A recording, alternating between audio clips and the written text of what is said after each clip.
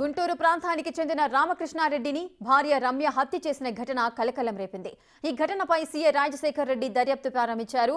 గత 20 సంవత్సరాల క్రితం హైదరాబాద్ వచ్చి రామకృష్ణారెడ్డి అతని భార్య రమ్య వ్యాపారం నిమిత్తం 40 లక్షల అప్పు చేశారని, అప్పు తీర్చలేకనే ఇద్దరు సూసైడ్ చేసుకునేందుకు ప్లాన్ చేశారని, అందులో భాగంగానే భార్య రమ్య రామకృష్ణారెడ్డిని హత్య చేసిందని అంటున్న సీఐ రాజశేఖర్ రెడ్డితో మా ప్రతినిధి సుజాత ఫేస్ టు ఫేస్.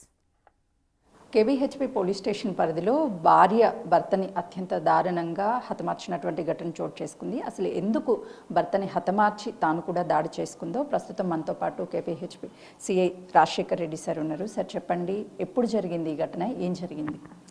ఇది లాస్ట్ మండే నైట్ రోజు ఆమె భర్త సూసైడ్ చేసుకోవాలని డిసైడ్ చేసుకున్నారు. వాళ్ళకి ఫైనాన్షియల్ ప్రాబ్లం ఉండే, డెట్స్ చాలా ఉన్నాయి. క్రెడిట్ కార్డ్ ఒక 20 lakhs, వాళ్ళ మదర్కి బాగాలేనప్పుడు ఒక 20 lakhs, ఒక 50 lakhs దగ్గర డెట్స్ ఉన్నాయి. మేము వెరిఫై చేస్తున్నాము. అదేవిధంగా మేము ఫైనాన్షియల్ ప్రాబ్లమ్స్ నుంచి వాళ్ళు ఇప్పుడు ప్రెజర్ చేస్తూ ఉంటే, మా పైసలు మాకు ఏమంచి ప్రెజర్ చేస్తూ ఉంటే ఆ ప్రెజర్ తోటి వాళ్ళు చనిపోవాలనే ఉద్దేశంతో కత్తి తీసుకొని భర్తను ఫస్ట్ మండే రోజుకు చేతులు కోసుకుంది, మళ్ళీ మంగళవారం కడుపు, తర్వాత త్రోటు కోసినాక ఓవర్ బ్లీడింగ్ వల్ల నిన్న మార్నింగ్ అరౌండ్ 11 o'clock చనిపోయాడు. ఈమె కూడా చనిపోవాలనే ఉద్దేశంతో త్రోట్ కట్ చేసుకున్నది. కానీ అన్ఫార్చునేట్లీ భయం వేసి చనిపోదాం అనుకుంటే చాలా భయం వేసి ఈరోజు మార్నింగ్ పోలీసు వాళ్ళకి వాళ్ళ తమ్మునికి ఫోన్ చేసింది. వాళ్ళ తమ్మునికి వచ్చి ఫోన్ చేయగానే మేము కూడా రష్ అయ్యి ఆమెను హాస్పిటల్కి షిఫ్ట్ చేసాము. ఈ డెడ్ బాడీ కూడా ఉస్మానియాకి చూసాం. ఫర్దర్గా మేము ఇన్వెస్టిగేషన్లో ఈ కేసు లోతుగా ఆలోచించి చేస్తాము. సార్, రమ్యకృష్ణ రామకృష్ణారెడ్డి ఏం వర్క్ చేసేవాళ్ళు, వాళ్ళ ప్రాపర్ ఎక్కడ? వీళ్ళు 20 years కింద గుంటూరు నుంచి వచ్చారు. గుంటూరు నుంచి వచ్చి ఫస్ట్ జాబ్ చేశాడు, తర్వాత యూట్యూబ్లో చేశాడు, తర్వాత డిలైట్ కిచెన్ అని పెట్టాడు. దాంట్లో లాస్ అయ్యి మళ్ళీ జాబ్ చేస్తున్నాడు. ఈ అమ్మాయి రమ్యకృష్ణ వాళ్ళ బ్రదర్ దగ్గరనే జాబ్ చేసి ఈ అప్పులన్నీ తీర్చలేక ప్రెజర్ ఉన్నది.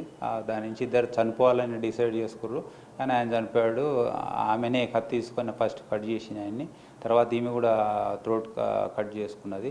ఇక ఫర్దర్గా మేము ఇన్వెస్టిగేషన్లో తెలుస్తాం. వాళ్ళ ఏజ్ ఎంత ఉంటుంది, వాళ్ళకి పిల్లలు ఉన్నారా, వాళ్ళ కుటుంబ సభ్యులు ఏం చెప్తున్నారు, ఇరు ఫ్యామిలీస్? ఇతనికి పిల్లలు లేరు. తర్వాత వీళ్ళు ఒక 20 years కిందనే ఇక్కడ వచ్చారు. గుంటూరు డిస్టిక్ నుంచి హైదరాబాద్ మైగ్రేట్ అయ్యి వచ్చారు. కానీ ఈ ఇంట్లో మాత్రం ఒక 2 years నుంచి ఉంటున్నారు. వీళ్ళ ఏజ్ రామకృష్ణ ఇది 45 years ఉంటుంది, ఈమెకు రమ్యకృష్ణ 38 years ఉంటుంది. రమ్యకృష్ణ ఫ్యామిలీ మెంబర్స్ కావచ్చు, రామకృష్ణ ఫ్యామిలీ మెంబర్స్ ఎవరైనా ఏమైనా చెప్తున్నారంటే ఇలా సిచ్యువేషన్ ఎలా ఉండేది, ఆ ఇరుగు పొరుగు వాళ్ళు కానీ? అది ఒకసారి మేము వాళ్ళని ఇంకా ఎగ్జామిన్ చేసినాక ఫర్దర్గా చెప్తాము. ఏమేమి సెక్షన్స్ కింద కేసు నమోదు చేశారు? ఇంకా చేయలే, వాళ్ళు పిటిషన్ ఇస్తున్నారు, చేసినాక మేము చెప్తాం.